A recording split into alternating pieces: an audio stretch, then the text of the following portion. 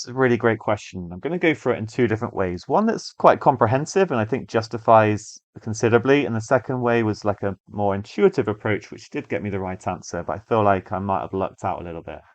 So let's say that the numbers are A, B, C, D, and E, where they're in increasing order, or at least they're not decreasing. A is going to be less than or equal to B, less than or equal to C, and so on. And for me to get a range of 20, I can actually replace A by E minus 20. That will guarantee me that.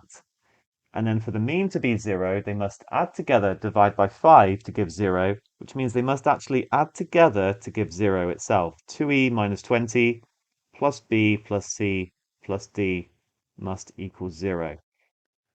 Now, if I want to make C as big as possible, surely it makes sense to try and make D as big as possible, and then from that C.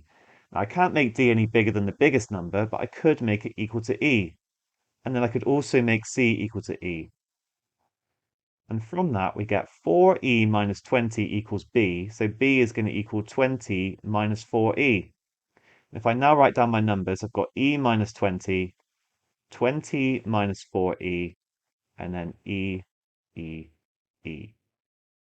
So as long as this 20 minus 4E is greater or equal to E minus 20, then we're okay. It just doesn't make any sense to try and to put E minus 1 here, for example, and then I would be adding an extra 1 to this one. And then we might as well try and maximize the median.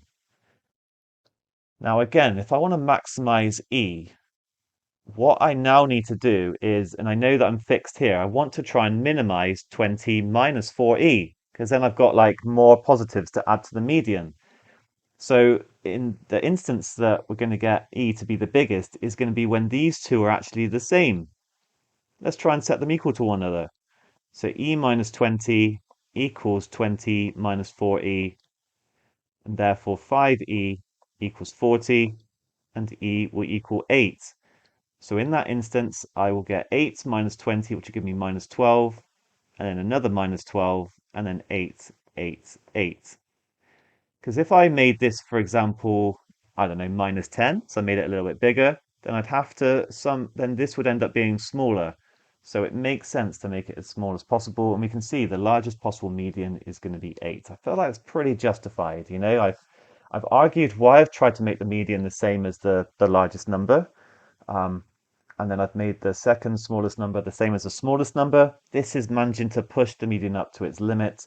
We can't get any bigger than 8, but we can get 8, which I've demonstrated. I'm happy with that.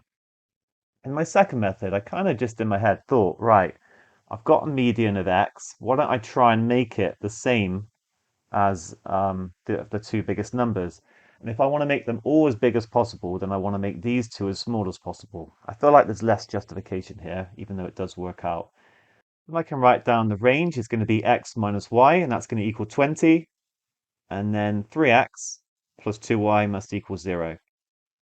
Let's multiply this one through by 2. So 2x minus 2y is going to be 40. And I've got them ready to solve simultaneously now. So I can add them together. 5x is going to equal 40. And from that, x equals 8. And hence y equals minus 12. So that worked out. But like I said, I feel like, I felt like that is okay. Maybe I just haven't got into my head like why exactly we can do that. But in any case, our answer is E. Well done.